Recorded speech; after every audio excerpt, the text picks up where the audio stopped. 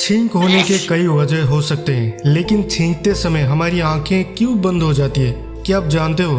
तो सुनिए, जब आप सांस लेते हो तब अगर बाई चांस कोई धूल का कण यानी पार्टिकल्स सांस के थ्रू चली जाती है तो तब आपका ब्रेन लंग्स में ज़्यादा हवा भरने का ऑर्डर देता है, क्योंकि आपका ब्रेन किसी तरह के ब्लॉकेज यानी अवरोध को शरीर से बाहर निकालना चाहता है। तो इस दौरान आपकी आंखें बंद हो जाती है और इसमें सबसे बड़ा रोल है ट्राइजेमिनल नस का यानी नर्व का, जो आपके चेहरे, आंख, मुंह और जबड़े को कंट्रोल करती है। तो यही वजह है जिससे आपको छींक आने पर आपकी आंखें बंद हो जाती है।